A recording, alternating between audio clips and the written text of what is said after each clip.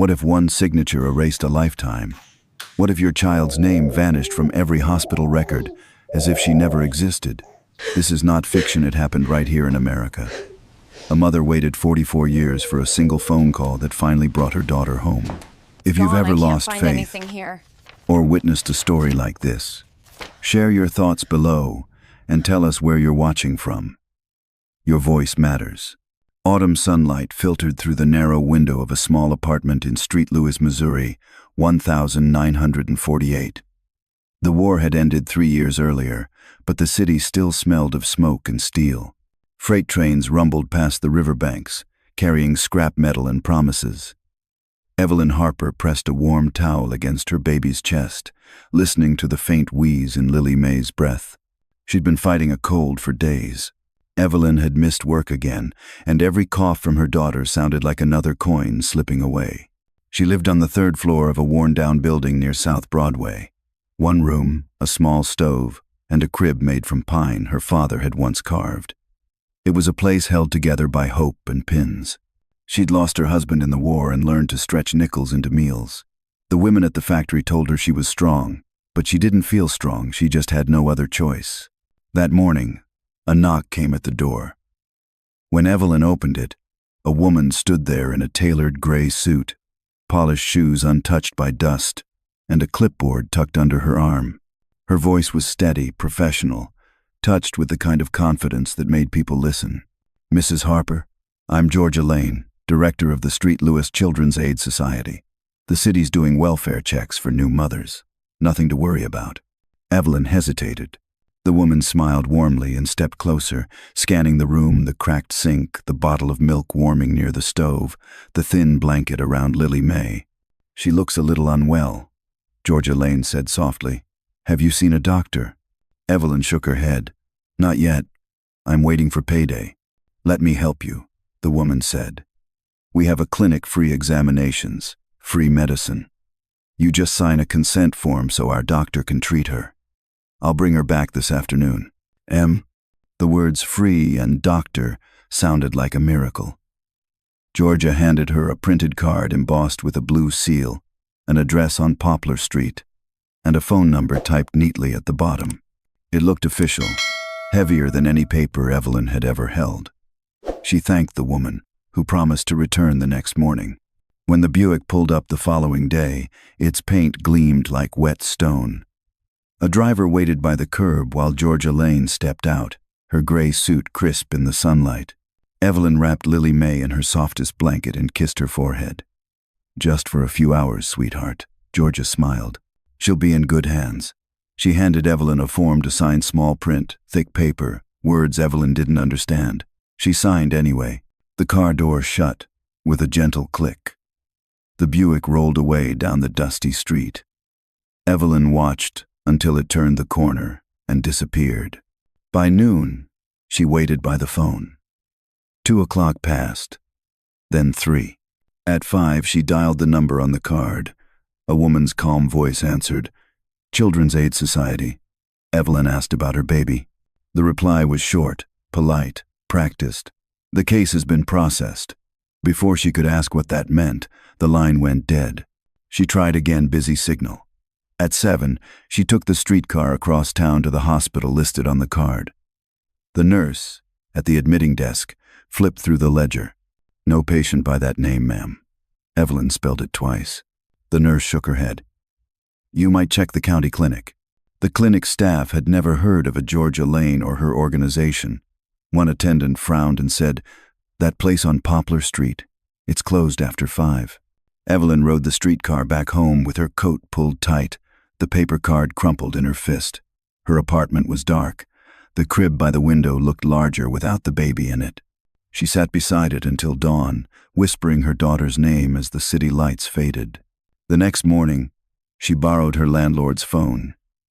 The same calm voice answered. Evelyn's words tumbled over each other. Her name, her baby's name, the woman in gray, the car. "Ma'am," the voice interrupted, "we have no record of that case." Then silence.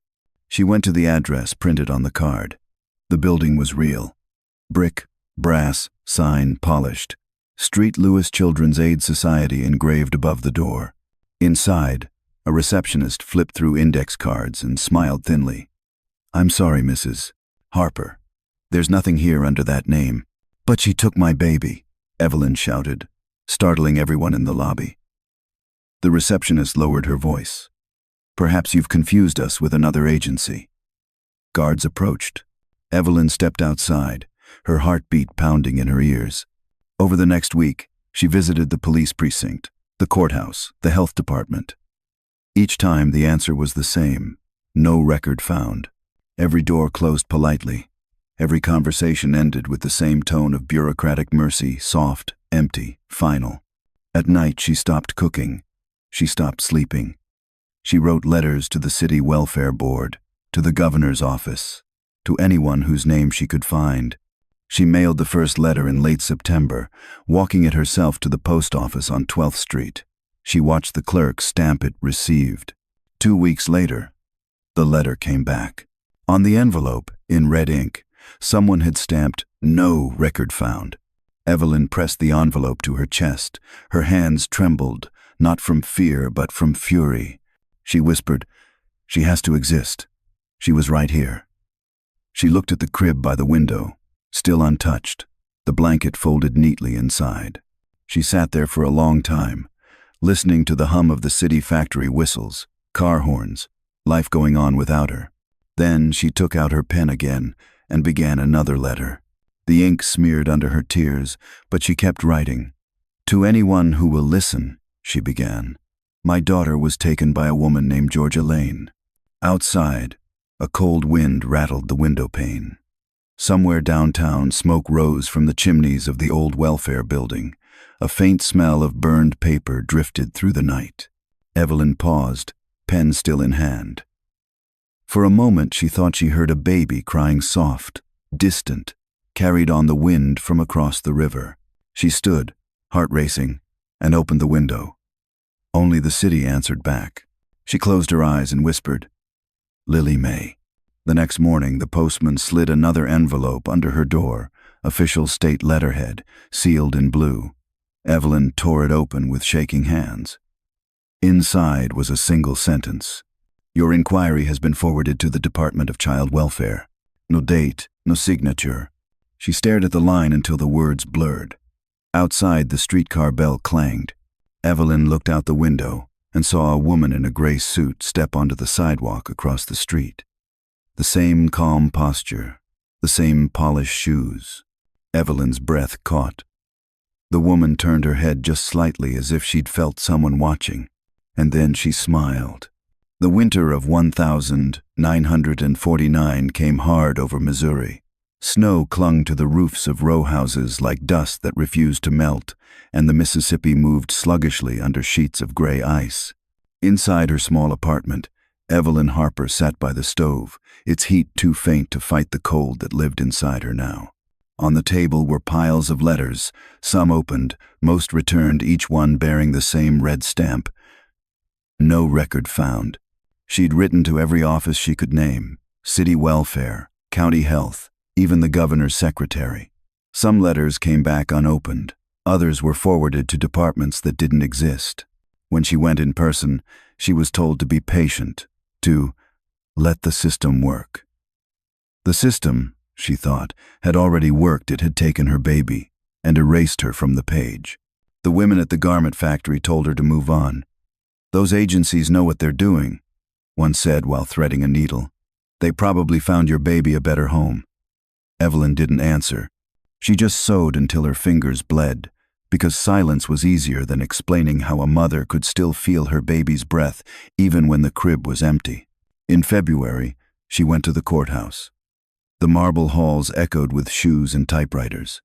She waited 3 hours before a clerk finally called her name. The woman behind the glass read Evelyn's form without expression. "I'm sorry," she said. "Adoption files are sealed. If the child was placed, there's nothing you can access." "I never agreed to an adoption," Evelyn insisted. The clerk tapped her pen against the counter. "Did you sign anything, Mrs. Harper?" Evelyn hesitated, remembering the thick paper, the blue seal, the small print. "I signed for medical care," she whispered. The clerk's voice softened, but her eyes did not. "If you signed, ma'am, it's legally binding." Evelyn left the courthouse shaking. On the steps outside, snow was falling in lazy spirals. The city looked blurred, as though seen through tears.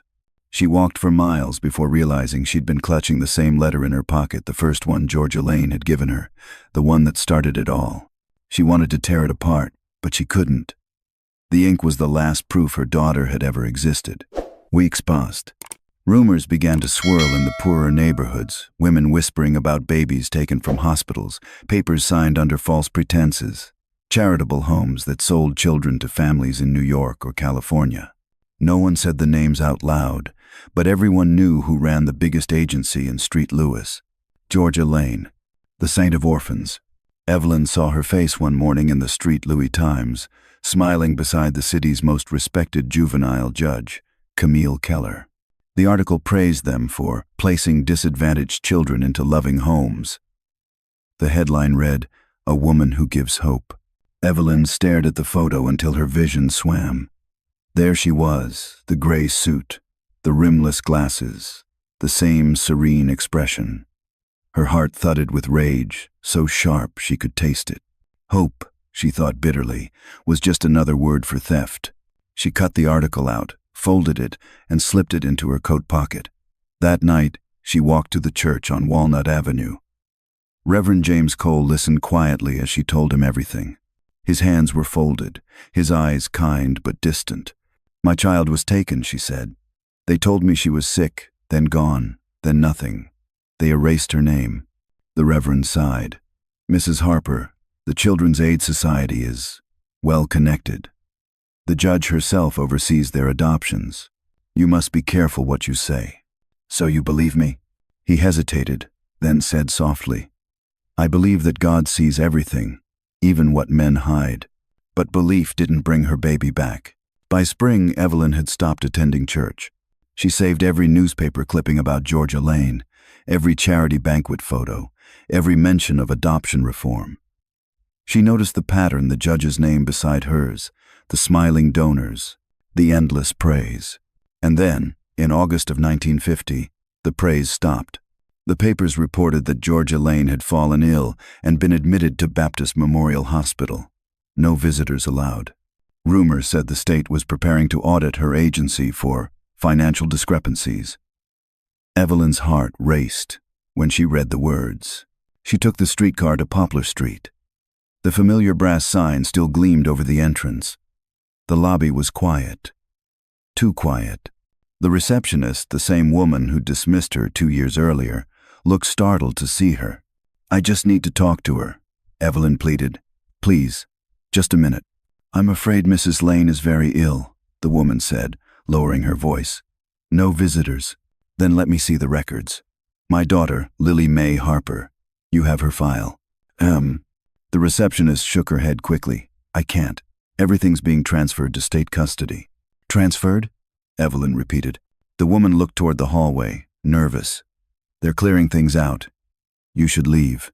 Evelyn turned away, but before she reached the door, she smelled a sharp, acrid scent, faint but unmistakable, burning paper.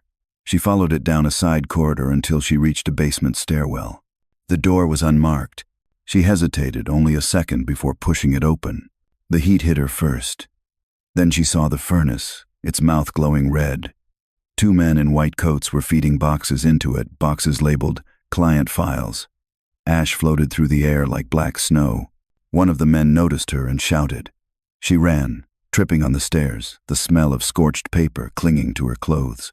By the time she burst back into the street, her lungs ached and her eyes were full of smoke. That night she sat at her kitchen table, shaking. Everything she'd suspected was true. They were destroying the evidence. Her daughter's name was burning somewhere in that furnace. She opened her Bible and slipped inside the newspaper photo of Georgia Lane beside Judge Keller, then closed it again. "If God sees everything," she whispered. Then he saw that fire too. 2 weeks later, the radio broke the news. Georgia Lane, age 59, passed away after a short illness. The Street Lewis Children's Aid Society will cease operations pending reorganization. The announcer called her a pioneer in child welfare. Evelyn stared at the radio in disbelief. Pioneer. The word felt poisonous. She switched it off and sat in the silence that followed. The city, it seemed, had already forgiven her. But forgiveness was not the same as justice. She went back to Poplar Street one last time. The building was half empty. A few clerks packed boxes, avoiding her eyes. On the wall behind the reception desk hung a new sign. Under State Review. Evelyn asked for the records again. A young man looked at her kindly but helplessly. "They're all gone," he said. "Destroyed. I'm sorry." "Destroyed," she repeated. "All of them?" He nodded. The ones that survived were sent to Jefferson City. "Jefferson City?" she asked. "The state capital?" He shrugged. "That's what I heard." That night, Evelyn packed her few belongings, the photograph of Lily May, the blanket, the letters. She sold the crib to her landlord and boarded a train heading east toward Kentucky, chasing a rumor of files that might not even exist. As the train pulled away from Street, Louis, the city lights blurred into streaks of gold and smoke. She didn't look back. In Bowling Green, Kentucky, she rented a room above a tailor's shop. The landlord's wife thought she was a widow. Evelyn didn't correct her. She worked pressing uniforms at a laundry, saving the envelopes from each paycheck to use for letters. Every Friday night she wrote another plea to another address, Jefferson City, Washington, D.C., even New York. Some came back unopened, some disappeared, but she kept the list growing, one name at a time, as if sheer persistence could rebuild her daughter's existence. By the end of the year, a new letter arrived. The return address read Department of Public Welfare, Jefferson City, M.O. Her hands trembled as she opened it. Inside were 3 lines, neatly typed. "Your inquiry regarding the minor known as Harper Lily May has been reviewed. No record located. Case closed." Below the words was a signature she didn't recognize, and a small circular stamp. Evelyn stared at it for a long time. Case closed. Just like that. A life reduced to 2 words. She folded the paper slowly, slid it into her wooden box, and tied the ribbon around it again. Then she struck a match and lit the candle beside her window. The flame flickered in the glass, reflected like a tiny heartbeat. Outside, the wind shifted, carrying with it a faint scent of ash, the same smell that had haunted her since that night in the basement. She turned toward the window, watching the darkness settle over the town. Far away, beyond the hills, smoke rose from a distant factory chimney. For a moment, it almost looked like it was coming from the same furnace she'd seen 2 months before.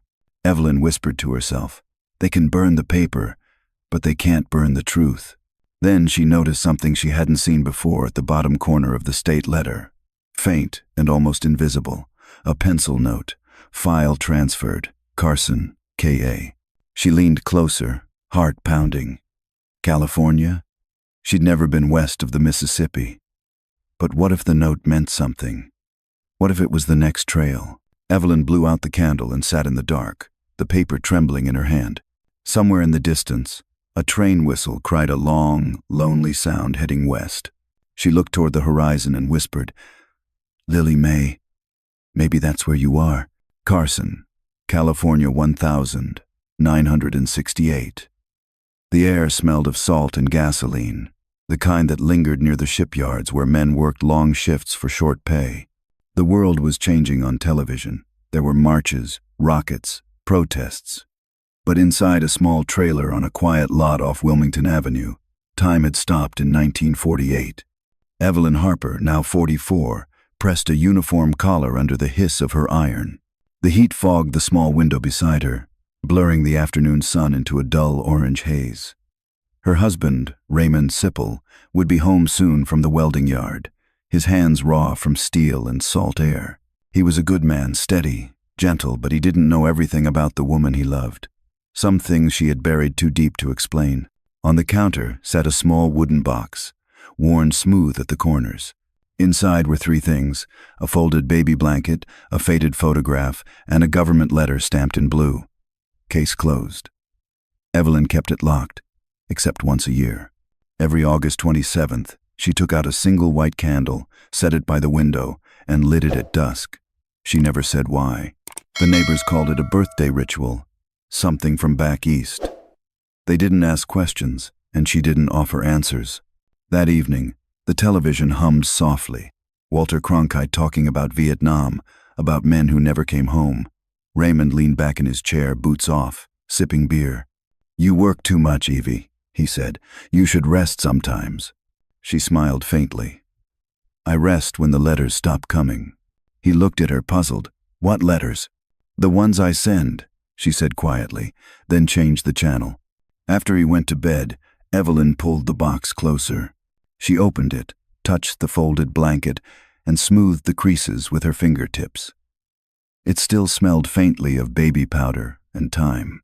She took out the photo, a red-haired infant in a white gown, and whispered, "You'd be 23 now, maybe married, maybe a mother too." The room was silent, except for the hum of the refrigerator. She took out her typewriter, a battered Remington she'd bought secondhand, and rolled in a fresh sheet of paper. Her fingers hovered over the keys, trembling. Then she began to type. "To whom it may concern, I am writing again about my daughter, Lily Mae Harper, born the 27th of August, 1948, St. Louis, Missouri." Her letters had become smaller over the years, neater, as if tidiness might earn her belief. She typed late into the night, sealing each envelope with careful precision. Each letter was a small prayer disguised as paperwork. Weeks passed. The world spun forward, men walked on the moon, a new president took office, but Evelyn's life remained fixed between a crib and a memory. Every few months, a reply arrived. They were always the same. "No record matching this description has been found." Different signatures, same words. She began to collect them like confessions, stacking them inside the wooden box in chronological order.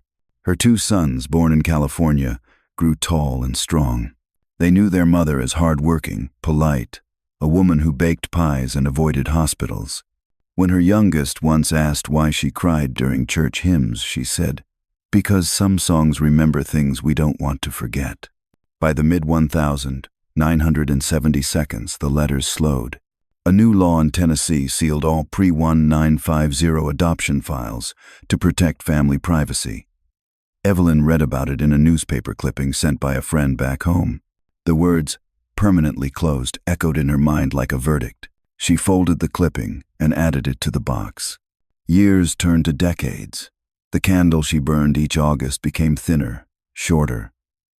Her hands shook when she lit it now, but she never missed a year. Sometimes her husband stood beside her, not understanding, but never questioning. He would squeeze her shoulder and say softly, "Whoever she is, she knows you loved her." In 1983, she received one final letter from the Department of Public Welfare. The return address was printed in faded ink. Inside, a single paragraph. "We regret to inform you that no additional records exist regarding the child in question. Please refrain from further inquiries." Evelyn read it twice, then folded it neatly and placed it at the bottom of the box. She didn't cry this time. She simply sat still, listening to the quiet hum of the evening. Outside, wind rustled through the dry palm leaves, the kind of sound that could be mistaken for breathing. One night, her neighbor, Mrs. Taylor, dropped by with pie and gossip. They sat on the porch swing, watching children play under the streetlights. "You ever think about going back?" Mrs. Taylor asked. Evelyn smiled gently. "Back where?" "Where you came from. You sound like the Midwest." Evelyn shook her head. "Some places you leave, and they follow you anyway." When Mrs. Taylor left, Evelyn went back inside. She opened the box again. The edges of the photograph were curling, the blanket yellowed with age. She touched the inked line on the old letter case closed. Her voice cracked as she whispered, "Not yet." That night, she dreamed of fire again, the furnace, the boxes, the smell of ash. But this time, when she reached for them, the papers didn't burn. They turned to light, rising upward like smoke that refused to fade. Morning came with the sound of the mail truck. Evelyn opened the door, heart oddly hopeful, as if the years had been waiting for this moment. The mailman handed her a thin envelope addressed in unfamiliar handwriting. No return address. Inside was a clipping from a newspaper in Memphis, Tennessee. The headline read, "State reviewing adoption records after TV investigation." Her pulse quickened. Beneath the article was a note written in pencil. If you have questions about the Georgia Lane cases, please contact America's Right to Know, P.O. Box 1173, Memphis, TN. Evelyn read the line again and again. The name Georgia Lane stabbed through the years like a rusted nail. She felt the air leave her chest. For a long time she stood at the kitchen counter, the clipping trembling in her hands. Raymond walked in, wiping grease from his palms. "You all right, Evie?" She turned toward him, eyes shining. "They're opening the files." Files. After 40 years, someone's looking. He frowned, unsure what she meant. But she was already sitting down, pulling a blank sheet of paper toward her. Her fingers trembled as she began to write. "Dear Sir or Madam, my name is Evelyn Harper. In September 1948, my infant daughter was taken from me in St. Louis by a woman named Georgia Lane." Her words came faster now, as if all the years of silence had been waiting for this single page. She signed her name carefully, Evelyn Harper, Carson, California, and sealed the envelope. When she dropped it into the blue mailbox at the corner, the sound it made, a hollow, metallic thud, echoed through her chest like a heartbeat. She stood there for a long time, watching the mailbox as if it might speak. The sun slipped low behind the harbor cranes, painting the sky with the color of rust and fire. She whispered, "Please find her. Please let her still be alive." As she turned to leave, the wind caught the edge of the newspaper clipping and sent it fluttering down the sidewalk. She chased it, laughing softly through tears, until it landed face up at her feet.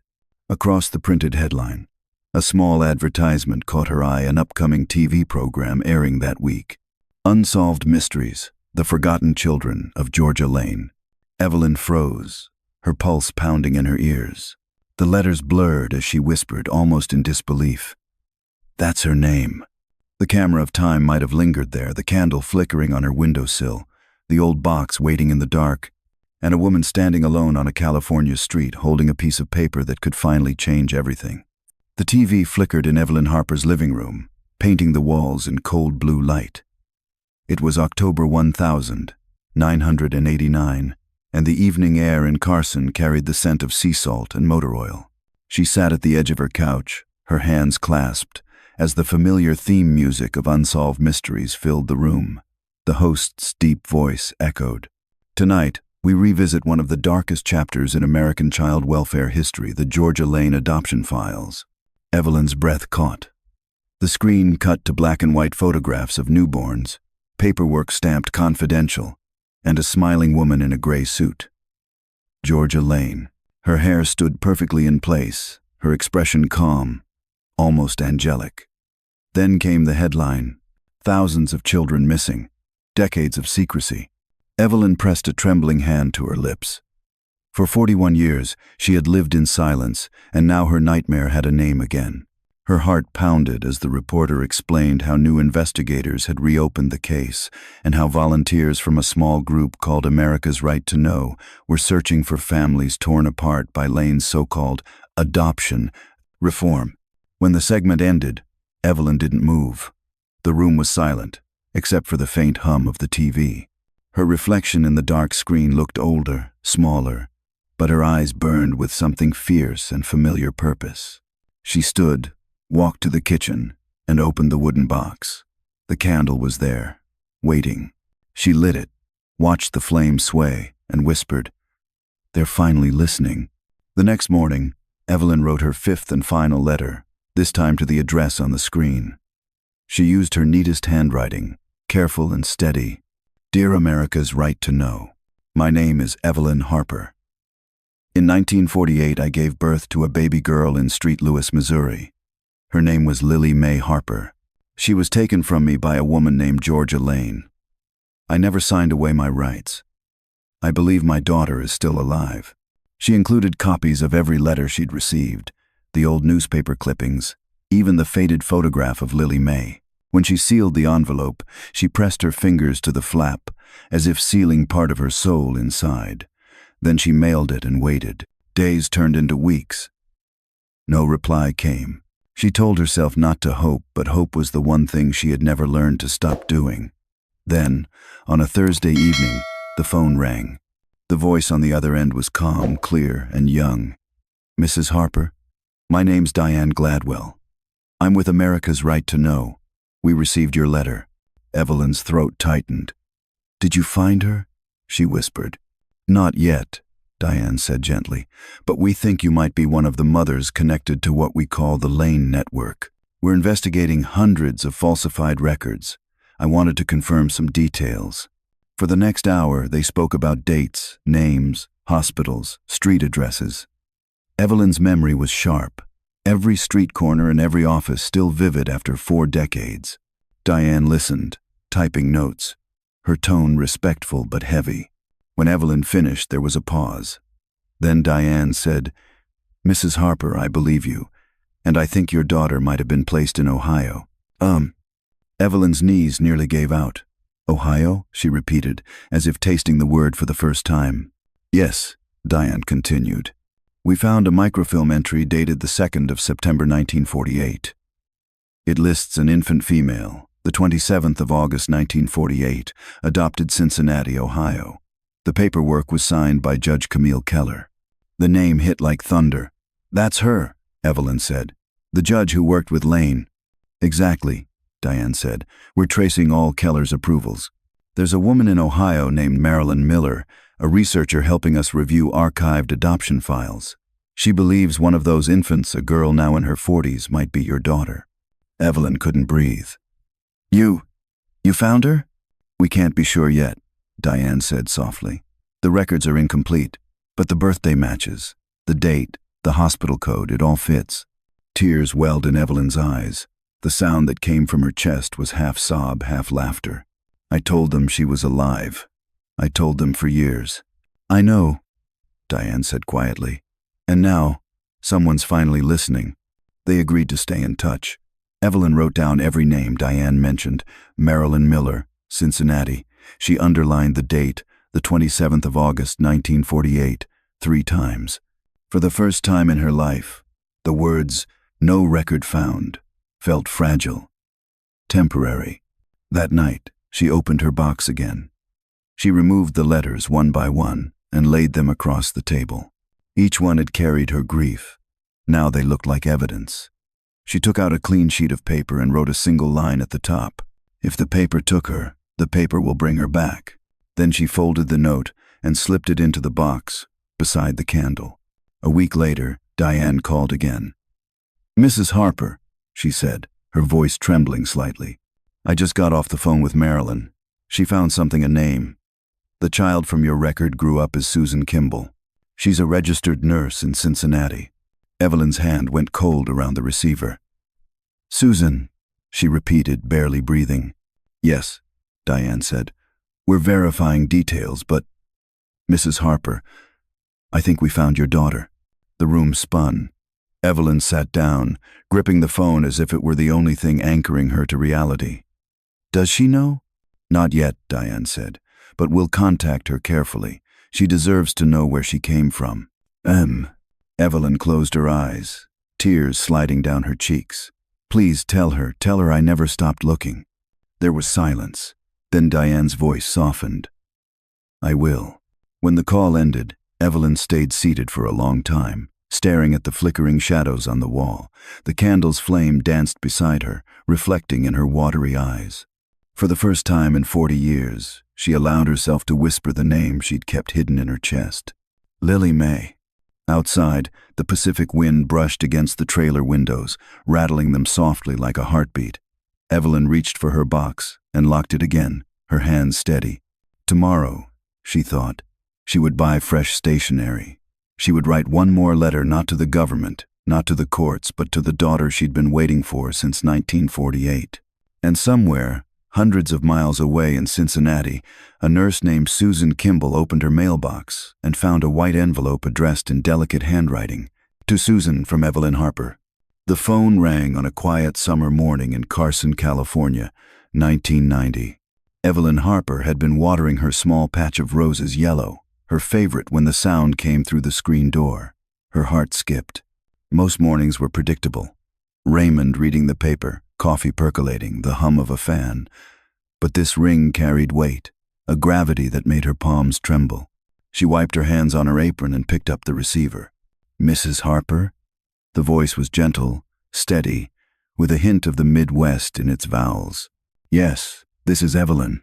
This is Diane Gladwell from America's Right to Know. Do you have a moment?" Her throat tightened. "Always," she managed to whisper. Diane inhaled slowly. "We reached her, Mrs. Harper, the woman we believe to be your daughter. Her name is Susan Kimball. She's a registered nurse at Mercy General Hospital in Cincinnati, Ohio." Evelyn's vision blurred. The world tilted slightly, as if she'd stepped too close to the edge of a cliff. Is she all right?" "She's fine," Diane said softly. "Married, 2 children. She's done very well. But we haven't told her everything yet. We only said there might be a family connection and asked if she'd be willing to speak with you." Evelyn held her breath. "And?" She said yes. Silence stretched between them, tender and trembling. Evelyn reached for the back of a chair to steady herself. "How soon?" "Now," Diane said. "She's waiting on the line. Would you like me to connect you?" Evelyn's hand shook as she pressed the receiver tighter against her ear. "Please," she whispered. A click, then another voice, soft, uncertain. "Alive." "Hello?" The single word broke 42 years of silence. Evelyn froze. Her chest rose and fell in sharp bursts. She tried to speak, but her lips felt numb. Finally, she breathed. "Susan?" "Yes," the woman answered, hesitating. Is this Mrs. Harper?" Evelyn closed her eyes, tears spilling freely now. "Yes, sweetheart, this is Evelyn Harper. I'm your mother." The line went still. For a moment, all Evelyn could hear was breathing quick, shallow, like a heartbeat trying to find rhythm.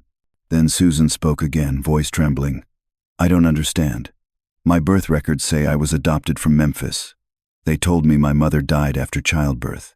Evelyn pressed her forehead against the wall. "No, darling. That's what they told everyone. But I didn't die. I looked for you. I never stopped." Susan's breath hitched. "I used to dream of a woman singing. I thought I made her up."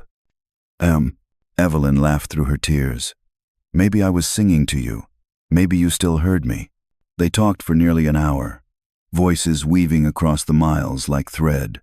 Evelyn told her about the woman in the gray suit, about the letters, about the years she spent searching. Susan told her about Ohio winters, her 2 children, Matthew and Claire, and how she'd always felt something missing when she looked in the mirror. "I didn't look like anyone," Susan said softly.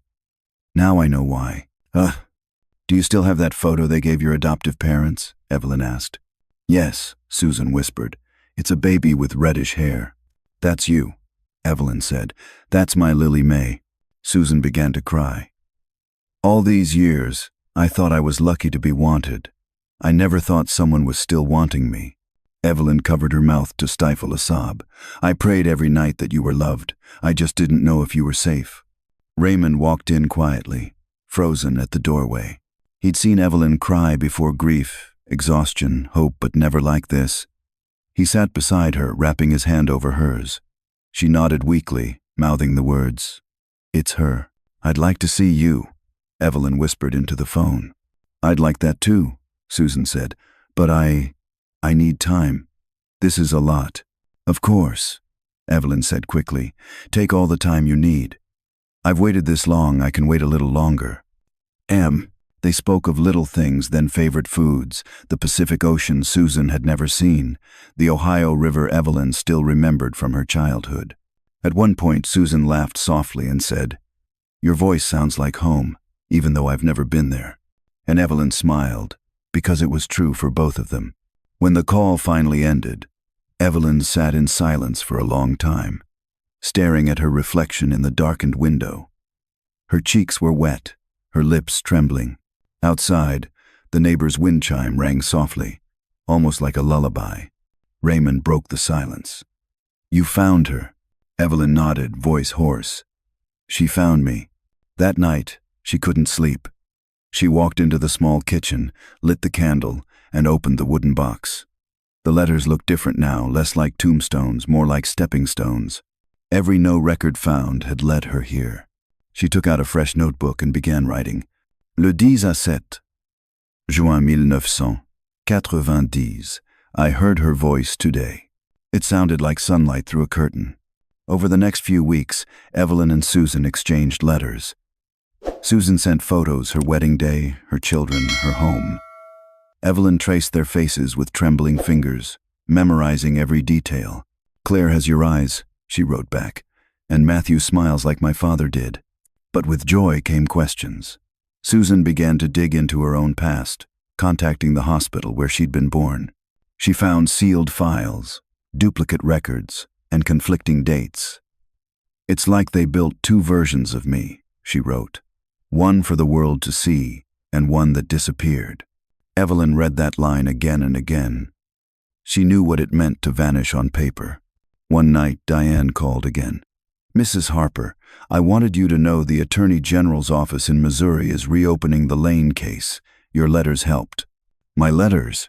Evelyn asked, stunned. "Yes. They were the most complete timeline anyone had. They called it the Harper File." Evelyn laughed softly. "Maybe I finally wrote the right letter." She hung up, then called Susan immediately. "They're reopening the case," she said, breathless. "They're going to unseal the records." "Then maybe we can finally see the truth," Susan said. "Not for revenge, just to know." Evelyn smiled through tears. "That's all I ever wanted to know." The calls became their ritual every Sunday morning, same time. Sometimes they spoke for hours, sometimes only minutes, but it was enough. The silence that had ruled Evelyn's life was gone. One evening, Susan said, "You know, Mom, I think I'd like to meet you soon." Evelyn froze at the word Mom. Her throat tightened. "Whenever you're ready," she whispered. There was laughter, more tears, the kind that heal instead of break. After they hung up, Evelyn stepped outside. The Pacific wind brushed her gray hair, carrying the scent of salt and lilacs. She looked up at the stars and whispered, "She called me, Mom." The next morning, the mailbox clattered shut with a new letter, the return address, Cincinnati, Ohio. Inside was a plane ticket. A small note was folded beside it. "Let's meet halfway. Nashville, September 1991. I'll be wearing a blue dress. Love, Susan." Evelyn pressed the ticket to her chest, heart pounding. For the first time in 43 years, she allowed herself to imagine the ending not as loss, but as reunion. She turned toward the wooden box and whispered, "We're almost there, Lily May. We're almost home." But as she blew out the candle that night, a question lingered in the dark. What would her daughter see when she looked into her eyes, the mother who lost her, or the stranger who found her too late? September 1991. The air over Tennessee was thick with heat and the smell of asphalt after rain. Evelyn Harper stepped off the Greyhound bus with trembling knees, clutching her handbag as if it contained her entire life. In a way, it did. Inside were the letters, the photograph, and a candle stub wrapped in tissue.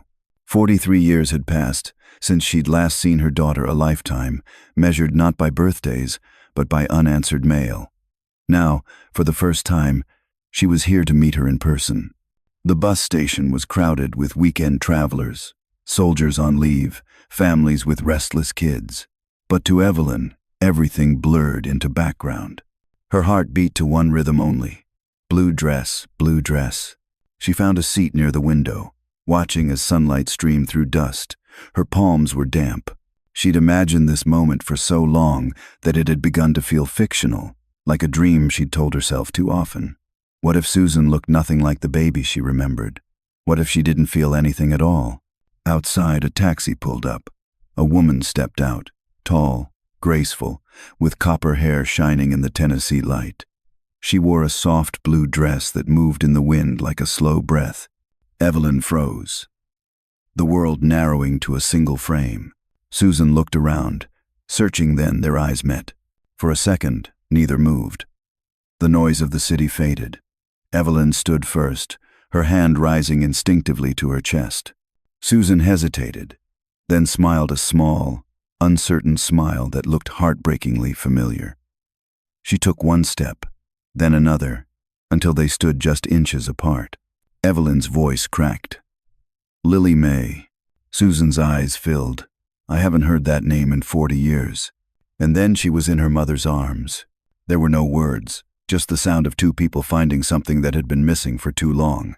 Susan clung tightly, trembling. Evelyn pressed her face into her daughter's shoulder and whispered, "I've waited for you longer than I've lived." They stayed like that until the noise of the city came back, a bus engine starting, a man calling for a cab.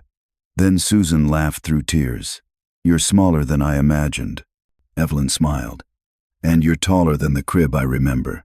They sat together in a small diner across the street. The waitress, a cheerful woman named Ruby, poured them coffee without asking, sensing something sacred between them. Neither touched their cups. They just watched each other, studying every line, every gesture. Susan reached across the table, her hand brushing Evelyn's. "You have my hands," she said softly. "No," Evelyn replied, her lips trembling. "You have mine." They began to talk. Slowly at first, childhood stories, first jobs, favorite foods. Susan spoke about her adoptive parents, Margaret and Tom Kimball. "They were good people," she said. "I loved them. But when they died, I found my adoption papers. The birth certificate had two sets of type, one faint, one darker. The faint one said Lily Mae Harper. I thought it was a clerical error." Evelyn nodded, eyes wet. "They told me you died. When I asked for the body, they said there wasn't one." Susan stared into her coffee. "So they took me, and they told you I was gone." "Yes." The word hung in the air like a verdict. Evelyn reached for the folded photograph from her handbag. "This was the last time I saw you." Susan looked at it, the infant in a white blanket, red hair glinting under the flash. She traced the image with her fingertip, her lip trembling. "That's me," she whispered. "It really is me." They both laughed then, not from joy, but from the strange relief of recognition. The world had stolen their story, rewritten it, and now they were taking it back.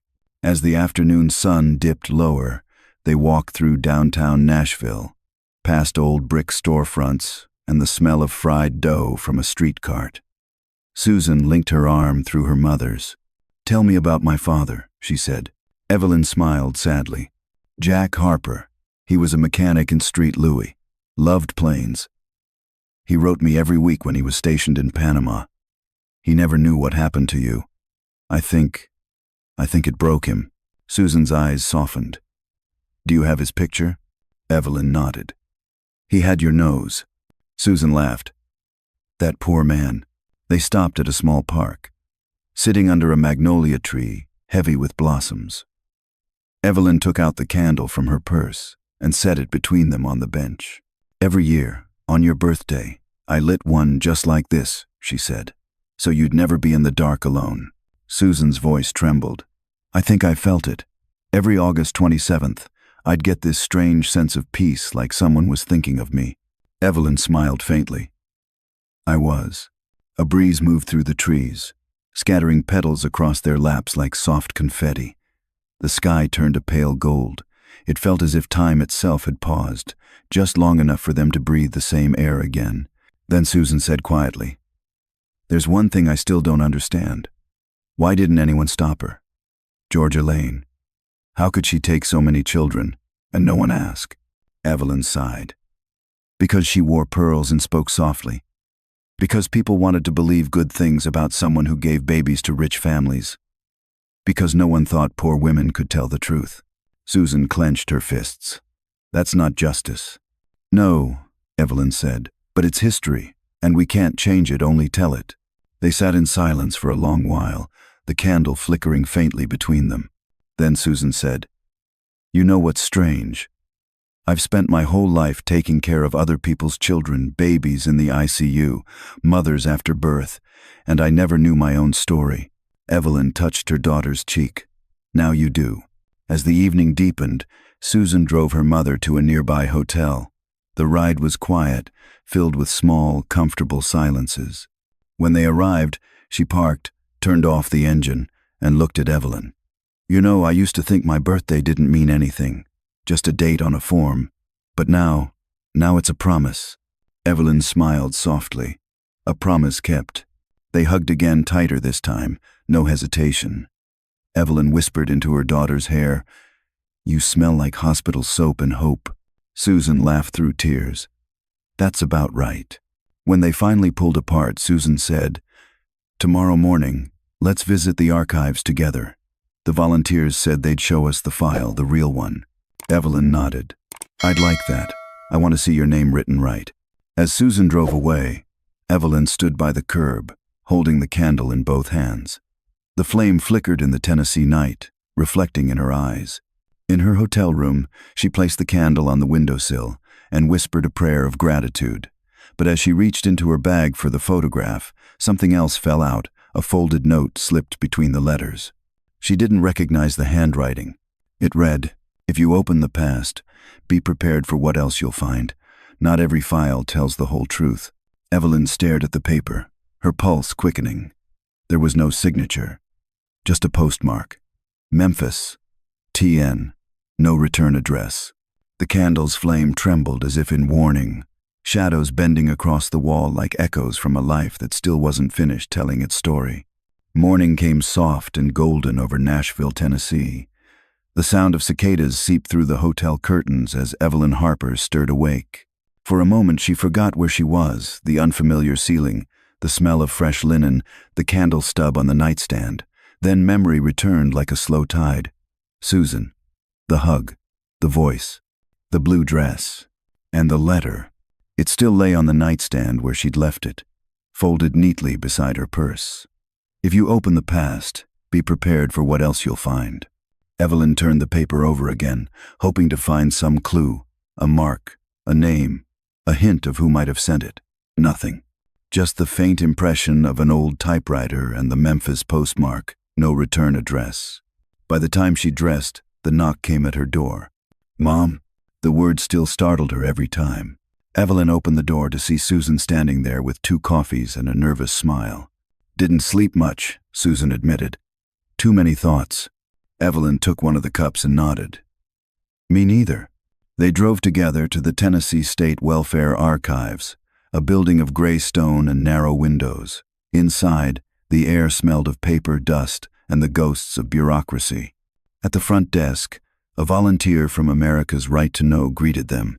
A silver-haired woman named Ruth wore a name tag that said Records Research, Lane Cases. She shook Evelyn's hand gently. "We've been expecting you," Ruth said.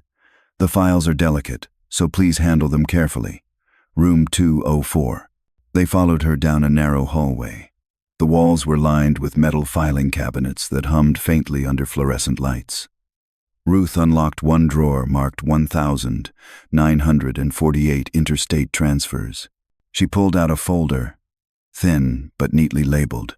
"Here it is," she said quietly. "Harper, Lily May." Evelyn's breath caught. Susan reached out, hesitated, then placed her hand over her mother's. "Let's do it together." They opened the file. Inside were 2 sheets of paper. The first, a typewritten death certificate, cause of death. Pneumonia. Date, the 5th of September 1948. Evelyn's hand shook. "That's the day after she took you," she whispered. "The day I started calling every hospital."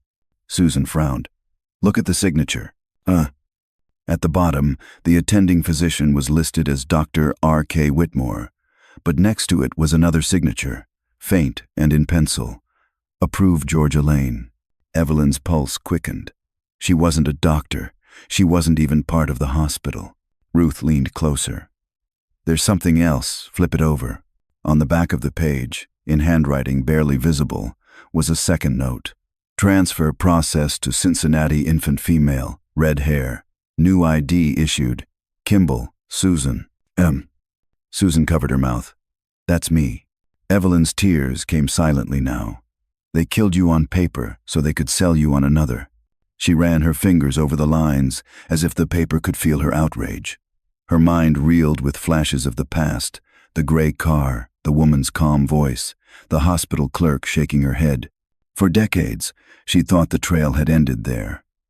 But the truth had been hiding all along, in a drawer like this, under a false death. Susan's jaw tightened. "We need to take this to the Attorney General's office. They have to reopen the case officially." Ruth sighed. "They already tried. Last year, the files were deemed incomplete for prosecution. Most of the witnesses are gone, and the key judge died in 1951. Evelyn looked up sharply. Then we're the witnesses now. Ruth smiled faintly. That's why you're here. They spent the next 2 hours combing through records, carbon copies, faded memos, adoption orders. Some names were familiar from old newspaper clippings. Judge Camille Keller, Dr. Whitmore, Georgia Lane. All connected through signatures that appeared in hundreds of files. Some children listed as deceased reappeared under new names in other states. Susan sat back, rubbing her eyes. It's bigger than I thought. Evelyn nodded. It always was, but they can't hide it forever. Ruth handed them a manila envelope. These are certified duplicates you can take. I wish I could give you the originals, but state law forbids it. Evelyn accepted it with both hands, as though it were something sacred. They left the archives in silence. Outside, the sky had turned gray, clouds heavy with the threat of rain. Susan walked ahead, jaw tight, eyes distant. Evelyn called after her. Sweetheart. Susan stopped, but didn't turn around. I thought I wanted the truth, she said. But now I don't know what to do with it. Evelyn approached slowly. You live with it. You make sure no one forgets. Susan finally turned, her face wet from the drizzle. You sound so calm. I've had 40 years to practice, Evelyn said softly. They drove to a nearby cafe and ordered pie neither of them could eat. Susan stared at the rain against the window. Do you ever think that woman, knew what she was doing to us? Evelyn's eyes darkened. She knew exactly. That's what made her powerful. For a moment, neither spoke. The hum of the coffee machine filled the silence. Then Susan said quietly, maybe we could talk about it publicly, share our story. Other families might still be searching. Evelyn hesitated. The thought of speaking into microphones, of opening herself to strangers' questions, it terrified her. But then she thought of all the other mothers whose letters were still sitting in drawers marked, "No record found." Yes, she said finally. If we can help even one of them, it's worth it. Susan smiled through her exhaustion. I'll make some calls when we get home. There's a reporter I know at the hospital who covers health stories. They left the cafe just as thunder rolled over the city. By the time they reached the hotel, rain was falling hard. In the lobby, Evelyn stopped at the front desk to collect her key. The clerk handed her a small envelope. For you, Mrs. Harper. Left about an hour ago. The handwriting was the same as before. Inside was another note, typed on thin paper. Stop digging.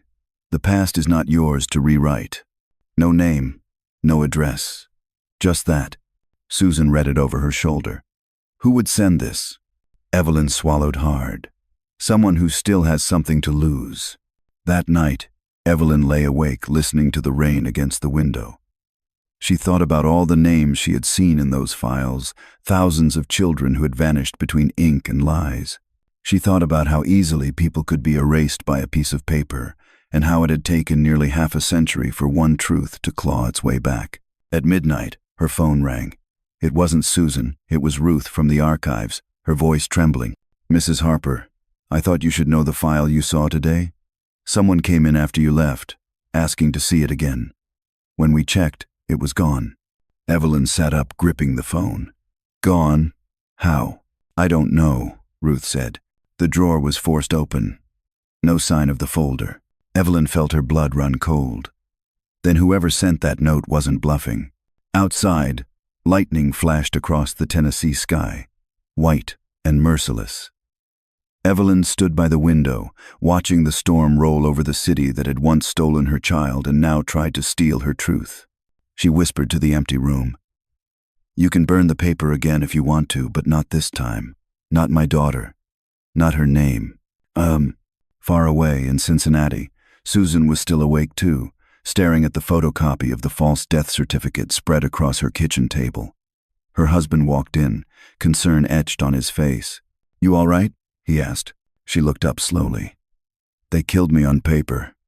How do you come back from that? He took her hand. By living louder than the lie. Susan nodded, eyes fierce. Then that's what I'll do. As thunder rumbled across two different states, mother and daughter, each in their own quiet room, made the same unspoken vow.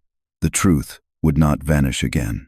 Sprang 1992, 6 months after Nashville. The morning sun crept across the worn linoleum floor of Evelyn Harper's trailer in Carson, California, turning dust motes into flecks of gold. The wooden box sat open on the kitchen table, papers spread like a map of her life-old letters, official stamps, the falsified death record of Lily Mae Harper. But now, at the top of the stack, lay something new, a clean white envelope marked Tennessee State Archives restored copy. Her hands shook as she unfolded it. Inside was a single page, typed neatly in black ink. Name: Lily Mae Harper. Status: confirmed living. Alias: Susan Kimball. Adopted. Cincinnati, 1948. Verification date: the 3rd of April 1992. Case reference: Harper Lane Inquiry, reclassified as resolved. She traced the words slowly, her breath catching. After 44 years, her daughter's name finally existed again on official paper, not as deceased, not as missing, but alive. Outside, the faint hum of a radio played an old Patsy Cline song. Evelyn closed her eyes and smiled. "They can't erase you now, baby girl," she whispered. A knock came at the door. When she opened it, a young mail carrier stood holding a small package. "Delivery for Mrs. Harper, from Ohio." Evelyn thanked him and carried it to the table. Inside was a cassette tape, a letter, and a Polaroid photograph. The picture showed Susan standing in front of a hospital nursery, wearing scrubs and a tired smile. In her arms, a newborn swaddled in white. On the back, written in neat handwriting, her name's Grace. "Your granddaughter." Evelyn's tears fell before she could even reach the letter. "Mom, I thought about what you said in Nashville, about telling the truth, even when people stop listening. I started speaking about our story at the hospital. Some nurses cried. Some doctors didn't believe me. But one woman told me she was adopted through Lane's agency too. She didn't even know until last month. You were right. The truth can wake people up. I named her Grace because that's what brought us back together. Not luck, not the system, but grace. I want her to know her story begins with you. Love always, Susan." Evelyn pressed the photo to her heart. She turned on her old cassette player, the tape crackling to life. Susan's voice filled the room, warm and steady. "Hi, Mom. I recorded this so you could hear me when you miss me. The baby's healthy. She has your red hair. I keep thinking how everything we went through, all those lost papers, all those years led to this. I don't think it was all wasted. Some things take a lifetime to circle back home." Evelyn sat there long after the tape clicked to silence, her tears falling freely now. She didn't feel sorrow anymore, only release. For the first time, she believed the world had finally written the ending she deserved. That summer, America's Right to Know invited both of them to Memphis for a public hearing. It would be the first official acknowledgement by the state of the thousands of children stolen through the Lane network.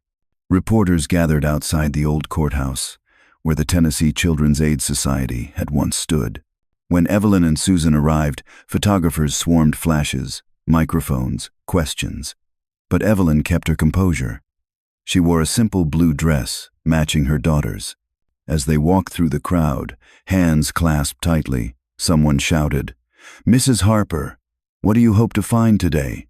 Evelyn paused at the steps and answered clearly, her southern drawl soft but strong. "We already found it. Her name's Susan." Inside, the auditorium was full mothers, adoptees, volunteers, historians. The governor stood at the podium. His speech was short, official, and careful. What happened between 1920 and 1950 under Georgia Lane's leadership was an abuse of trust. The state deeply regrets its failure to protect its citizens. It was the closest thing to an apology they would ever receive. When the microphone was passed to Evelyn, she hesitated. Public speaking had never been her strength, but Susan squeezed her hand. "Say it your way, Mom," she whispered. Evelyn stepped forward. "I don't have fancy words," she began, her voice trembling. "I just have 44 years of waiting. I wrote letters. I begged for records. Every envelope came back stamped no record found. But I never stopped writing because I believed someone, somewhere, was still reading. She looked at her daughter, tears bright in her eyes. They said she died, but she didn't. She lived, and she found her way back.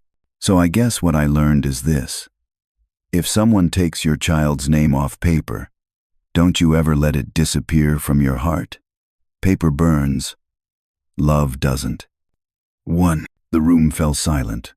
Not polite silence, but the kind that holds its breath. Then applause rose, slow and rising, wave after wave. Reporters wiped their eyes. One mother stood up, then another holding faded photographs of their own missing children. It wasn't closure, not yet. But it was something powerful proof that truth could outlast even bureaucracy. That night, Evelyn and Susan stood outside the old courthouse steps as the crowd dispersed. The streetlights buzzed softly, and somewhere a harmonica played from a distant bar. Susan broke the silence. You know, I used to think being adopted meant I came from nothing. But now I know I came from the strongest woman I've ever met. Evelyn smiled faintly. You came from a woman who refused to stop asking questions. Susan laughed softly. You know what Grace said today when I held her? She grabbed my finger and wouldn't let go. Maybe she already knows we're the kind who hold on. They both laughed, the sound carrying softly into the Memphis night. Later, in their hotel room, Evelyn took out her candle, the same one she'd lit every year for her daughter's birthday, and placed it on the windowsill overlooking the river. Susan stood beside her, holding baby Grace. Should we light it? Susan asked. Evelyn nodded. Just one last time. The flame caught instantly, steady and golden. For decades, Evelyn had lit it for absence, for loss, for silence. Tonight, she lit it for what was found. They watched it together as the baby stirred and cooed softly, her small hand reaching toward the light. Evelyn whispered, "She's reaching for her story." Susan looked down at her daughter. "Then we'll make sure she knows it every name, every truth." The next morning, before heading home, they visited the Tennessee State Archives one last time. A new memorial plaque had been installed in the lobby. It read, "In memory of the children lost to falsified records and stolen names, and in honor of those who never stopped searching. Dedicated May 1992. Evelyn traced the engraved letters with her finger, then turned to her daughter. "Do you see that, sweetheart? They can't make you vanish anymore." Susan smiled through tears. "No, Mom. They never will." Outside, the Mississippi River glimmered in the morning light. The city that had once buried their names now reflected them back like mirrors on the water. Evelyn took one last deep breath, letting the air fill her lungs. "You know," she said quietly, "for the first time in my life, I don't feel like I'm waiting anymore." Susan reached for her hand. "Then let's go home." They walked toward the car.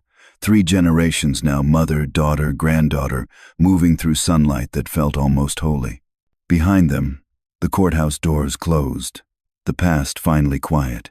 And in the reflection of the glass, the faintest shimmer of candlelight lingered a promise that some names, once spoken, never disappear again. The story of Evelyn Harper and her daughter Susan Kimball is not only about one mother's relentless search, it is about the endurance of truth against the quiet cruelty of systems that forget humanity. It reminds us that paper can erase names, but it cannot erase love.